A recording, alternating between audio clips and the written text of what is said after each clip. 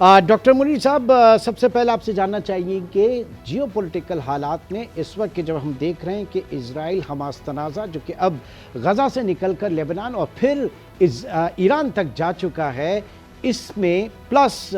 America की जो engagement है रशिया और यूक्रेन वॉर में, इन तमाम चीज़ों को देखते हुए अब तक की डेमोक्रेटिक और रिपब्लिकन जो प्रेसिडेंशियल कैंडिडेट्स हैं कैमला हैरिस और डोनाल्ड ट्रंप, उनकी स्ट्रेटजी क्या नज़र आ रही है? जियोपॉलिटिकल हालात के हवाले से उनका इलेक्शन मैनिफेस्टो जो है वो क्या नज़र आ रहा है सर?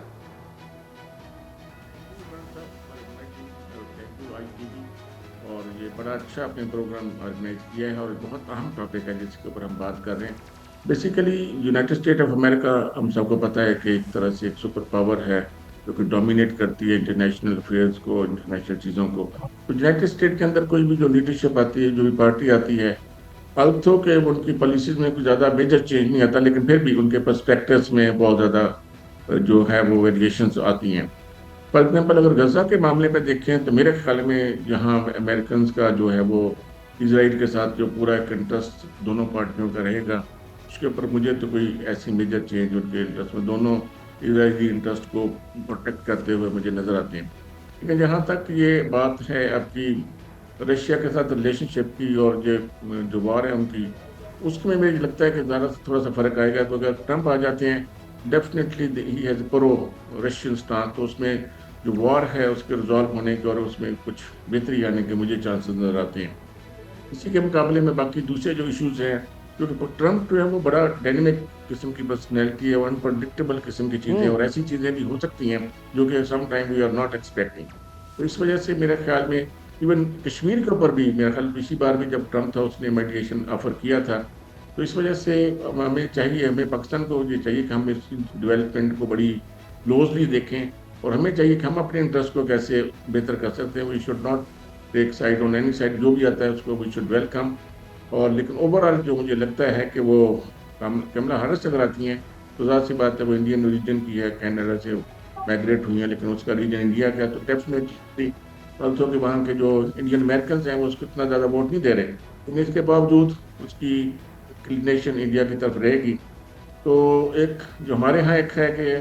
ट्रंप आएगा तो शायद हमारे यहाँ में पॉलिटिकल चेंज आ जाएगा, ये भी पॉसिबिलिटी नहीं है और ये कोई ऐसा मेजर कोई चेंज आने वाला नहीं है। ठीक है, बहरहाल वो ये तो चीज़ें जाहिर है कि ये हर हैं। चीज़ को जोड़ा जा रहा है ना, ट्रंप के साथ बहुत सारी चीज़ों को जोड़ा जा रहा है। डॉक्टर फरत, ये जो इस वक्त वो अपने इलेक्शन के अंदर एक जिस तरीके की बातें की जा रही हैं कि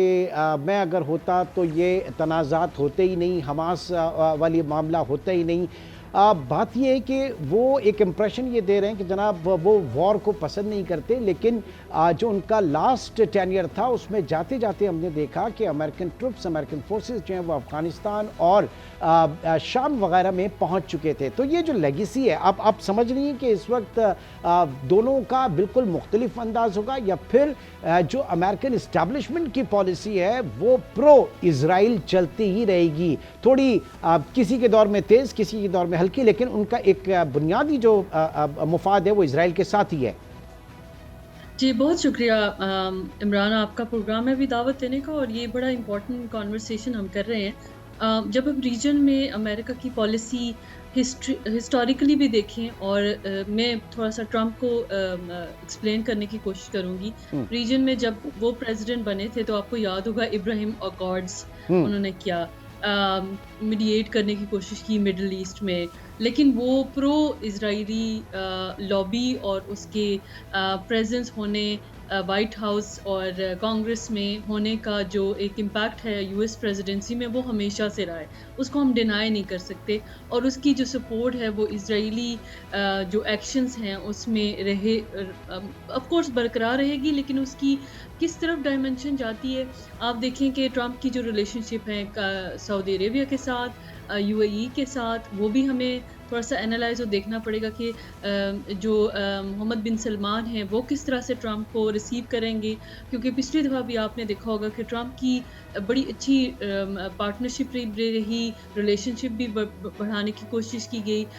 यूएई को भी इसी तरह से पोज़ीशन किया गया, ट्रम्प ने उनके साथ एंगेज करने की कोशिश की और इज़राइल को एक डाइवर्जन मिली कि रिकॉग्निशन की तरफ कि रीजन में कोई ना कोई पोजीशन मिले। फिर बाइडेन एडमिनिस्ट्रेशन में इस तरह से नज़र आना शुरू हो गया कि कन्वर्सेशन वो इसका एनहांस करेगी। देखें जो यूएस की पॉलिसी रही है मिडल ईस्ट की तरफ, उसका एक बहुत इम्पोर्टेंट कंपोनेंट जो है वो इज़राइल है। उसकी प्रेजेंस उस इस मिडल ईस्टर्न रीजन में is like a pivot for enhancing US presence here और इसमें जो है वो उसमें चेंज तो है नहीं आने वाला क्योंकि उसमें या तो वो इंक्रीज हो जाएगा या उसमें जो है ना कोई नई डायमेंशन निकल आएगी। डिपेंड्स कि वो जो अभी की वॉर है गाज़ा और जो गाज़ा से एक्सपैंड होकर लेबनान अभी ईरान में और आप ये देखें कि वो उनकी किस तरह से इंगेजमेंट अभी बढ़ती चली जा रही है, ऑफेंसिव्स इंक्रीज होते चले जा रहे हैं और आपने देखा होगा कि ईरान जो है वो तैयारी कर रहा है कि वो अभी जो रीसेंट रिपोर्ट्स हैं कल और परसों की अगर आप देखें तो वो तैयारी करें, उन्होंने अनाउंस भी कर दिया कि वो एक रिटेलिएटरी अटैक इसराइल पे करेंगे। तो वो जब अगर अटैक हो जाता है तो फिर वो ये पूरी जो वॉर की शक्ल है वो बदल जाएगी क्योंकि इसराइल यू नो थोड़ा सा टाइम लिया है ईरान ने भी उसको रिटेलिएट करने में, लेकिन वो ऑप्शंस अपनी खुली रखेंगे क्योंकि उनकी बैकिंग रशिया, चाइना और अभी नॉर्थ ऑफ कोर्स जो मेजर अलायंसेस हैं उनके पास वो रहेंगी। सो डायमेंशन जो है ना वो मुझे थोड़ी सी एस्केलेशन की तरफ जाती नज़र आ रही है। अगर कमाला हैरिस भी आती हैं तो लेकिन देखिए ये बाइडेन एडमिनिस्ट्रेशन का ही टाइम था कि जब ये गाज़ा की ऑफेंसिव होता है, अक्टूबर 7 होता है और उसके बाद की जो एस्केलेशंस हैं हमने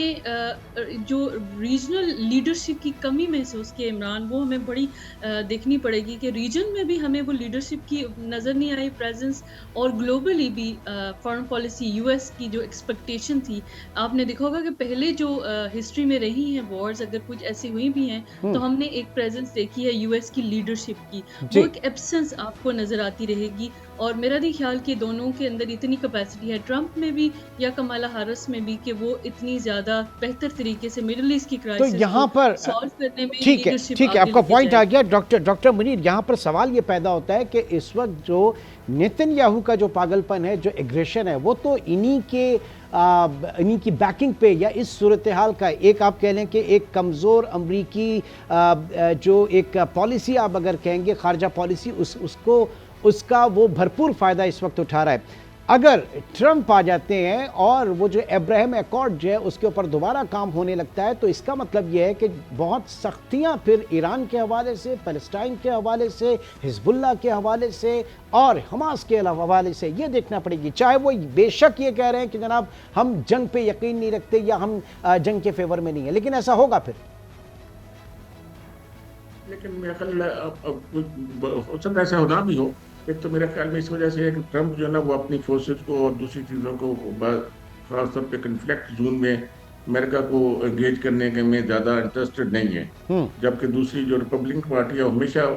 जो कन्फ्लिक्ट्स होते हैं जैसे अफगानिस्तान में देखो के दौर में उन्होंने पीस को कोशिश की, निगोशिएशन की कोशिश की कि ट्रंप का ज़्यादा फोकस अपना इंटरनल इकॉनमी को बेहतर करना। हाँ, चाइना के साथ उनके रिलेशनशिप में टेंशन आ सकती है, कोई चाइना के साथ उनका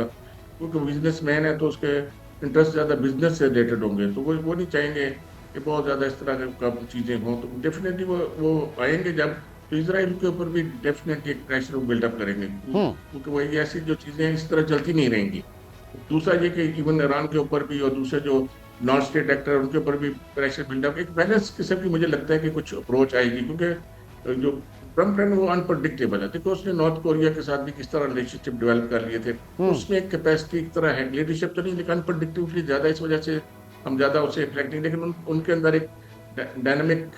काइंड ऑफ थिंग्स हैं कि वो चाहें तो चीज़ों को वो बेहतर कर सकते हैं। मुझे तो लगता है कि he will not much indulge into further intensification of conflict को तरफ नहीं लेके जाने की। यही तो वजह है वो कहते हैं कि अगर मैं होता तो ये होना नहीं था, क्योंकि वो हो सकता है कि वो इसराइल के ऊपर भी प्रेशर डाले और दूसरी चीज़ें भी करें, क्योंकि उनकी स्ट्रेटजी ज़्यादा बिजनेस ओरिएंटेड है और ज़्यादा अमेरिका के ऊपर है कि अमेरिका को ग्रेट बनाना है और अमेरिका के अंदर विद इन अमेरिका जो है उसको अमेरिका फर्स्ट पॉलिसी जैसे होती है, हाँ, हाँ। नेशनलिज्म टाइप मर्केंटलिज्म की पॉलिसी पे ज़्यादा फोकस करेंगे। ठीक, और उसमें ठीक। ऊपर ज़्यादा ये कि कंट्री अपने ही कंट्री को ज़्यादा अपने ओके, इंटरेस्ट को देखता है। ठीक।